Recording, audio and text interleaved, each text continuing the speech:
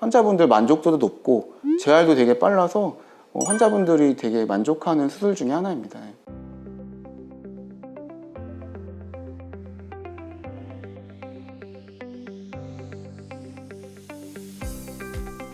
안녕하세요. 삼성본병원 권규백 원장입니다.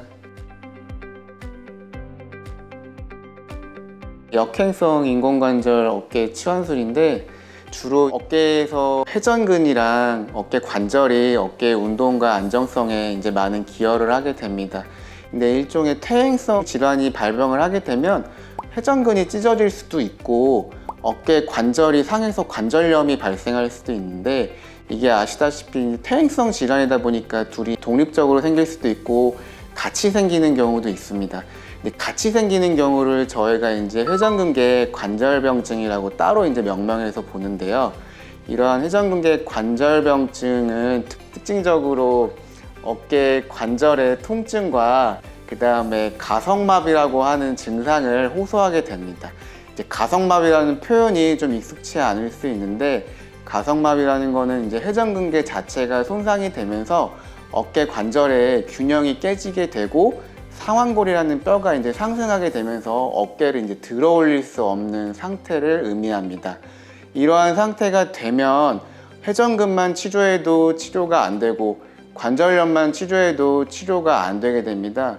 그래서 이제 우리가 새로운 치료법에 대해서 좀 사람들이 이제 고민을 하게 되었고, 처음 시작된 게 이제 1972년도에 이러한 욕구들이 표출되면서 미국의 이제 찰스 리어라는 의사 선생님께서 처음 이제 시도를 하게 되었습니다. 근데 이때 시도하게 된 거는 일종의 그냥 초기 수준의 이제 시도가 되었고, 제대로 이제 치료를 이제 만들어지고 개념이 생긴 거는 1985년도에 이제 프랑스의 폴 그라몽이라는 사람에 의해서 발명되게 되었습니다.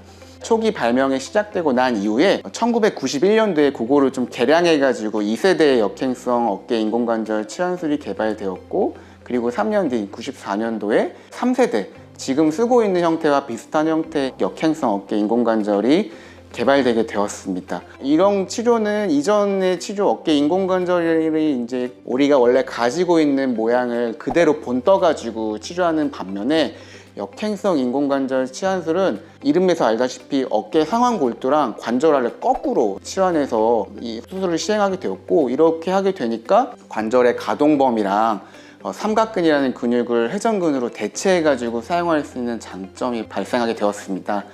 유럽에서 먼저 상용화되었고 2004년도에 미국에서 최종 승인을 받아서 미국에서 많이 사용하게 되었고, 우리나라도 마찬가지로 2000년대에 같이 이제 상용화되었다고 알려져 있습니다.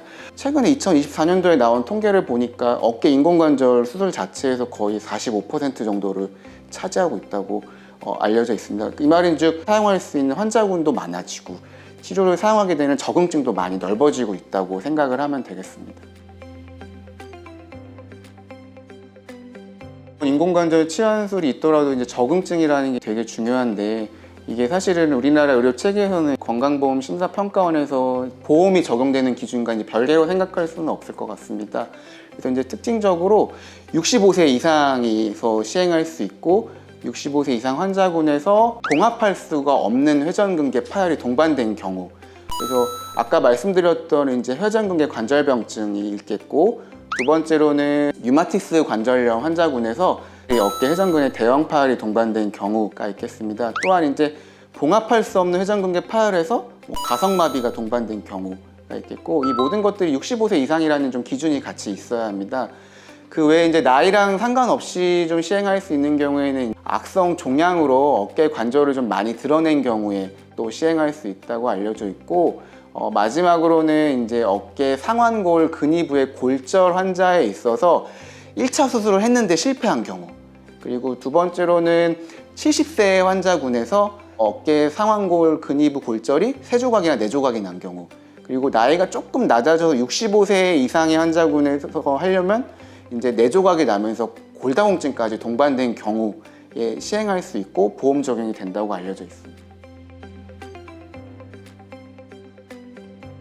기존 인공관절 수술은 관절염만 있고 회전근은 건강해야 어깨 인공관절을 수술하고 나서도 그 기능, 운동 범위가 가동이 된다는 단점이 있는데, 이러한 역행성 인공관절을 하는 경우에는 그 위치를 조금 바꿔줌으로써 삼각근이라고 하는 근육 자체가 이제 대부분은 건강한 분들이 수술을 받기 때문에 그 근육을 과긴장시켜서 가동할 수 있는 운동 범위 자체를 일반 인공관절하고 다르게 훨씬 더 가동 범위를 넓혀 주었고, 또 회전 반경의 축을 몸통 쪽으로 좀 가깝게 만들어 주니까 안정성도 좀 많이 확보할 수 있는 장점이 있습니다. 단점 같은 경우에는 저희 기준에서 봤을 때는 아직 대한민국에서 기준이 좀 사용할 수 있는 환자군이 좀 제한적이다.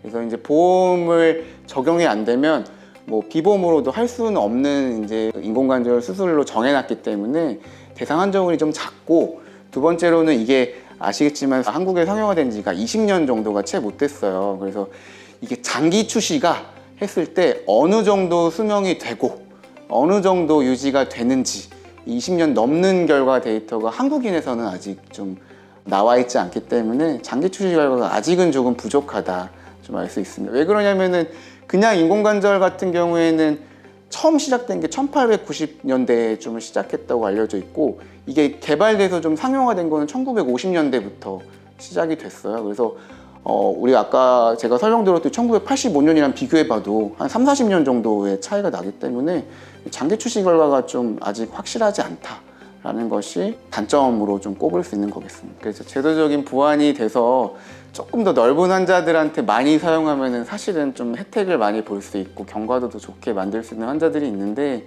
이게 조금 아직 좀 부족한 부분이라고 할 수 있을 것 같습니다.